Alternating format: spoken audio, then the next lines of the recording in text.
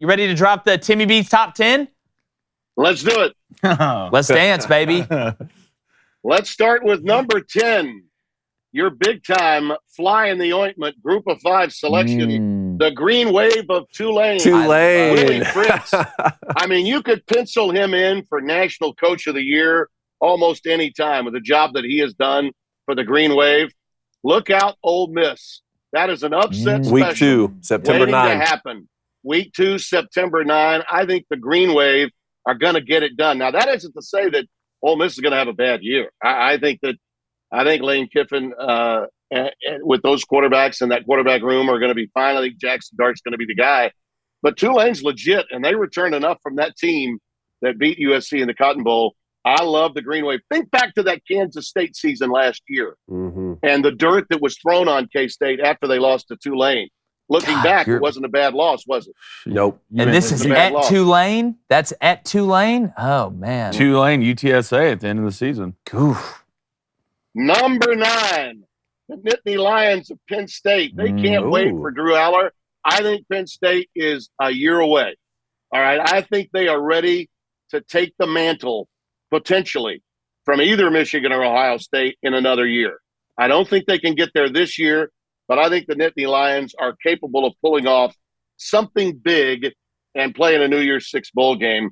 Go with James Franklin's team. He's getting talent, okay, that rivals Ohio State more so than Michigan. Now, he doesn't have the numbers and he doesn't have the depth yet, but he's on his way, and I think that that's going to pay dividends. Yeah, and I think, Timmy B, I don't know if there's another team in the country that may benefit more from their conference not going to divisions, going away from divisions than Penn State, having to be over there with Michigan and Ohio State. Sorry, Timmy B, go ahead. No problem. Florida State, Eddie loves, right? Not me. Yeah. I'm not there. I don't think they beat LSU. I don't. I know they got a quarterback that many believe could be invited, to New York for the Heisman, and he may well be. But I just think Clemson has got to be there. Dabo's got some heat. Dabo's got pressure to at least command things in the ACC. I think they'll cannibalize, because I don't think Clemson's a dominant team by any stretch, but I think over the long haul, that's your best team in the ACC, and I like them number 8. Number 7, Kansas State. Last year, under the radar with that Big 12 title. Most people around the country couldn't tell you that they won the Big 12 title. Most people probably think TCU did because they played for the national championship. Even though they didn't, K-State never gets any love. But this year, they'll take it again. They'll beat Texas again. They do it, and they do it with consistency. No one ever gives them credit. Chris Kleiman's one of the best coaches in America. They deserve to be number 7. Take many Manhattans, Kansas State. Number 6 is Alabama. Ooh. I got Alabama at number 6. Wow. Who's your quarterback? We don't know. I mean, we just don't know. The defense, how much better is it going to be with Golding gone? I guess it'll be better. It could be better. But I think what we're seeing here is a slow drip, okay, of the vice loosening on Alabama's dynasty within the Southeastern Conference. And that's what we're going to see here. Nothing terrible. They'll be in the hunt for the national championship. Obviously, if they beat LSU, they could very likely play in the SEC title game. I don't think they win it. And I think by the end, they'll fall down to 6. But that's where I've got them. Alabama in the 6 hole at the end. Number 5, I got the Buckeyes just out of the Final Four this year. Ohio State is in a tough spot, having to play at Michigan to close it out. I think the Notre Dame hiccup is also there.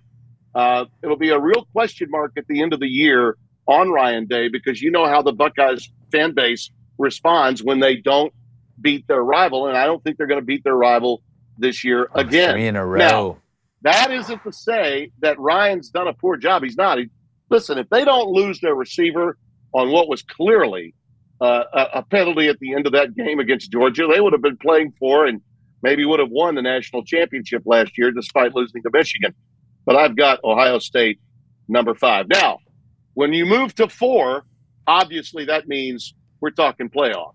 So we take it to another level. At number 4, they will be very, very tough to beat all season long. The message will be sent from game one on against Florida State, LSU is going to get it done and manage to make a college football playoff and wind up in the 4-hole. Look for them to get the job done with those quarterbacks. James Daniels will be in New York and has a very good chance of winning the Heisman Trophy. LSU is all that and more. Number 3, the Quack Wow, the Attack. Pac-12 gets one in. Are you kidding me? Focus. In a year when most people have taken the Pac-12, put them in that dead and buried category, look out for, I think he's a 27th semester senior, right? Or maybe he's a 47th semesters. Bo Nix. Bo Nix is playing back in the Pac-10. But Timmy B, basically, you know what you're saying, Timmy B? You know what you're saying? Yep. Quack, quack, yeah, quack, quack, quack, quack, quack, quack, quack, quack. Let's get it. I love it. I absolutely love it. Number 3, and the key for them will be going into Lubbock and beating a tough Texas Tech team. That'll be a game on September the 9th that elevates them. Now, much of America may not be watching it because Alabama and Texas will be on in prime time on ABC opposite that game. But trust me when I tell you, Texas Tech and Oregon is a game you want to DVR. Because get another TV. Wake up. The Red Raiders will give them all they want. But I like Oregon. I just think and to come out of the Pac-12, you figure you got to get past Utah, and I think they can. And I think that from an offensive standpoint, they've got tremendous receivers. The system is really, really good. They do have a new offensive coordinator coming in, but Dan Lanning's done a really good job. I was impressed with every part of his staff, his organizational capabilities. He's made some in-game mistakes, but I like the mistakes because they've been mistakes of aggression. Yeah. I think Lanning is going to be potentially a legendary coach before he's done at Oregon. Number 2. Oh, boy. Here we go. 2. Here we go, Timmy B. Everybody's thinking Three-Peat, and I know the Dogs have it all going on. But this year, just as USC could not get it quite done against Texas, I don't think they'll be able to quite get it done in the championship game. Georgia is in the 2-hole. The Bulldogs are a bridesmaid this year. Now, listen, they are the best team with the most talent. I get that. But at some point, you don't have all your I's dotted. You don't have all your T's crossed. And I think the quarterback room, I'm sorry. The fans all wanted their quarterback that got 2 of them.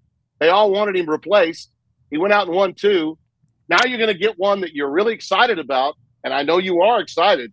Athletically, brings more to the table, upside greater, ceiling perhaps much higher. Georgia finishes number 2. And number 1. Come on, Timmy Number B. 1, drum roll, please. Let's go, baby! Come on! Hail to the victors valiant. Let's go, Tim. The team. Is that Bo Schembechler? Bo Schembechler will be smiling. Bob Ufer up there will be singing the praises of Michigan's history and its past, even though it hadn't had a national championship since when? Greasy was quarterbacking? I like Michigan to get it done. The quarterback is ready. Okay? Yeah, they don't have as many 5-stars and 4-stars as either Georgia or Alabama or anybody. But they built a team.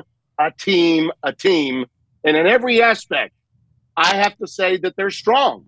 They may not be the best at every position, but they're strong. And the best part for them this year, the schedule is the closest thing to Georgia's for weakness that I think I've seen. They really don't need Harbaugh on the sidelines for the first 4 games. I agree with They'll be fine. And they are going to run roughshod right through the Big Ten with the schedule that they have. When they get Ohio State at home, they will be fine. And they've got a quarterback that knows how to win big games. And from an offensive standpoint, here's what they proved a year ago. If a defense gives them anything, they'll take advantage of it.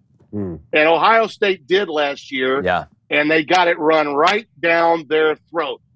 And Michigan knows who they are. There's an old saying in college football, know who you are. Yeah. Michigan knows who they are.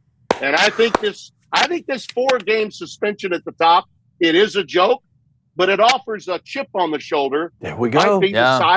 Might be the size of a boulder by the time we get to October. Yep. So I've got the Michigan Wolverines winning it all, and there is your Timmy B's top 10. But if you're a coffee drinker in the morning like we are, there's one brand that I'm telling you, they are the most dominant brand. We talked about parity in college football. There is no parity when it comes to coffee. That's our friends over at Black Rifle. All right, we know summer's in full swing. You don't always have time also to brew coffee the traditional way each morning. That's why you need to check out Black Rifle Coffee's ready-to-drink cans. All right, this is a hurry-up, no huddle of coffee. Here we go. Let's go. Tempo. Tempo. NASCAR. Tempo. NASCAR, let's get ready to snap it. Pongo. That's exactly right. If you don't know what that is, grow up. Black Rifle Coffee, it's also veteran founded. All right, these guys give back. They're a huge part of the community, and you need to stop running out of coffee and sign up for one of their coffee club subscriptions as well. Do it now. All right, trust us. Save money and drink America's coffee. Go to blackriflecoffee.com. All right, and then use our promo code BOOSTER. That's BOOSTR at checkout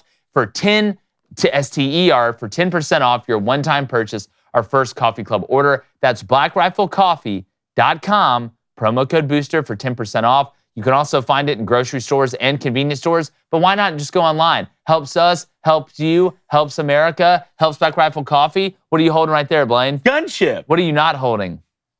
L's. That was a Flaming Dragon brew coffee. God, Oh, well, no, that's Where that's are in the you? works. It's in the works? Yeah, we can't talk about it legally. Yeah. Okay. Flaming Pumpkin, though. Flaming Pumpkin, Headless Horseman's roast. That makes Don't you get angry, mad. This Blaine? is pumpkin spice. I want to see you get real mad. This doesn't step on your turf at all. Okay, first off, if it's cool with you, Timmy B, we have to do this every season. Yes. I have a that lot was of fun awesome. every morning on this 100%. show, right? But that was a lot of fun. That was awesome. Okay, number 2, I'm not dropping mine, like I said, until we get toward the end of fall camp, but there are a lot of parallels to me. I really just want to jump out and say something, but I'm not going to say it. I'm not going to say it yet. I'm going to conserve my powder. We know. Conserve my powder. know. Yeah, you know, because I talk to you guys every day after the show. But what I find fascinating is, so with the LSU, so you have your playoff, your 4 teams in the playoff are LSU, Oregon, Georgia, and Michigan, correct? Right. So are you thinking, because we talked about this earlier on the show, and hey, remember, you can call in, let us know what you think about it, 1-855-236-3228, 1-855-236-3228, like R2D2. But do you think LSU gets there, Timmy B? But I know you said you think they're going to beat Florida State. At the beginning of the show today, I call it the biggest insurance game of 2023 of the year.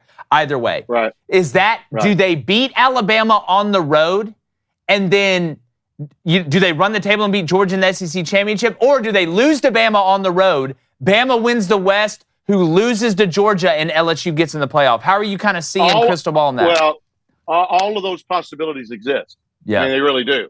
I agree. I just believe they're going to lose one game. My bottom line on LSU is they're only going to lose one game. Gotcha. Okay, that was my question. They'll either lose on the road at Ole Miss or on the road at Alabama. Gotcha. One of those two games they're going to lose. But the issue will be, as you point out, and this happens, how many times does this happen with a 14 playoff? If you have a gaudy record and you went through a really strong schedule, and LSU will have gone through a very strong schedule, how do you keep them out if they did lose to Alabama in a very good game at the end of the year? You know, and Alabama then beat Florida State. Alabama did the same thing, you might recall, when they lost their championship. They didn't have to play in a championship game, and they got Notre Dame after LSU couldn't get the job done. Alabama got a rematch against LSU, even though LSU had won the quote unquote game of the century. So it's happened before. It's not like we haven't seen SEC teams, great ones, for sure, not make their championship game and still get into either the BCS title game or the college football playoff. So I'm not going to tell you that I know for sure this team's going to win against Bama. Bama, I'm not going to predict that. But I do think that from a scheduling standpoint, they have a tougher schedule than Alabama, without a doubt, not even close. So if they lose to Alabama, so what? if Alabama drops the SEC title game to Georgia and LSU's sitting there with one loss, I think you take LSU. I do. Yeah. Just as you would have taken Alabama when they were in a position to get a rematch years ago. So, there's all kinds of different scenarios and possibilities. Yeah. I'm a little surprised that you guys haven't talked about the noticeable teams I left out. I was about to say There's two that I have. Yeah, Even yeah. out- Texas, even one out of of them. Southern Cal and Texas are two those teams are the missing. two. Southern Cal and Texas. What are your thoughts? All overrated. Texas especially overrated. I think Caleb Williams is the goods, and my God, he's the reigning Heisman Trophy winner. And look, they're a top 20 team.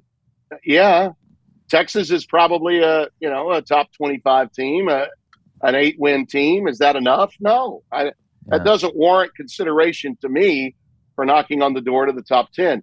USC's problem is its defense, and their defensive coordinator. Their defensive coordinator has not gotten it done, and Lincoln, that's a very difficult pill to swallow sometimes, to let a guy go that you believe, and that just hasn't happened yet. But you've got to have better. They got absolutely boat raced by Tulane's offense last year in that Cotton Bowl, and the reason it was so easy to pick Utah to win the Pac-12 last year was because of what? Defense. Yeah. And they mastered USC on 2 occasions. Why? Defense. Physicality. So, the love for the brand names is always out there, and USC right now is a bigger brand than they are brawn. They lack brawn, they got brand. And Texas is the same story. They're running a Club Med down there in Austin. They think they're great. They got 5 stars after 5 star after 5 star. And I'm sorry, Sark has not gotten those guys to play the way they need to play. And they're a long way from being ready for the SEC. You guys didn't mention Oklahoma. I was going to say Oklahoma and Tennessee. Yeah, and Tennessee. Tennessee, in my opinion, is going to be really challenged by the likes of Kentucky, by South Carolina, by teams in the East that are really good. I think Kentucky, they are still a factor. A lot of people want to throw dirt on that team because they lack imagination. Last year, if their offensive line had been a little bit better, I think they would have won 10 games. But, Levis was running for his life a little bit back there. I think that his defense is always good. Stoops has done I think, a great job. And I think other teams in the East are really good, and they get no love because the fascination in the Southeastern Conference is to play heavy ball and just promote heavyweights. All the fans and even the websites, they talk Georgia, they talk Bama, they talk maybe a little LSU, maybe a little Florida because of history, but they don't ever want to go to South Carolina, Kentucky, Missouri. Let me tell you, Missouri is a team I almost put in my just out. Really? I think Missouri, I think Drinkwitz is going to have a really good team. He needs it. Kansas State and Missouri early. If he were to upset Case, and that game's in Columbia, Missouri. Yep. If Missouri wins that game, look out for them because they've got good personnel on the offensive side of the ball. And I think, Missouri has proven that they can do it. Gary Pinkel had great success as soon as they came into the league and had both good defenses and good offenses in those years. I think Eli knows this is a very important year for him. Full disclosure, I really like the guy. I'd like to see him succeed. Just as I feel about Beamer. I think Shane is a tremendous coach and is on the precipice. You see the guys recruiting some big Dylan Stewart yesterday, big time player they got. So I think the hang up, especially with SEC media, and a lot of this, Jay, is based on about money. The preseason rags know that they're going to sell more in Tuscaloosa and Birmingham. You're going to sell more everything in Alabama, in Tennessee, in Florida, and in Georgia, and in Baton Rouge. But those other schools just never get the love that they really deserve when they're good. And I'm saying Kentucky's good, South Carolina's good, Missouri's good. Those teams have improved. People will always sleep on Ole Miss when they're good. Okay, now the reason why Ole Miss gets a little bit of love is because Kiffin is so quotable, and he knows that, and that's why he plays the media the way he does. That's why he takes the stage at SEC Media Days and says everything is a disaster with the portal, while he's probably doing more in the portal than just about every other colleague he's got in the SEC. So, but I mean, it's about the programs that get attention. Yeah. And Tennessee got a lot and deserved it, and they were really good. But I think the loss of Hooker is huge, huge for them. And listen, I've got no problem with them having a really good team. I just think that they're not a team that's going to be contending this year, because I think they'll have some slip-ups within their division. I'll tell you right now, I think Kentucky finishes second to Georgia in the SEC. Wow. Well, Timmy B, speaking about good, you're always good, my friend. This was a pleasure. We have got to do this every single year. I know you guys are gearing up. You and Spencer are gearing up, ready to go. Got a couple golf outings to play before that that me and you talked about the other day. But, man, thanks so much for coming on again. It's just great. It's always fun. You're the best. Hey, YouTube, we are so close to 100,000 subscribers. Thank you guys so much. Get us over the hump. Tell a friend to tell a friend to tell a friend to make sure they subscribe. We've got some more great content coming your way from all three of us. We really appreciate it.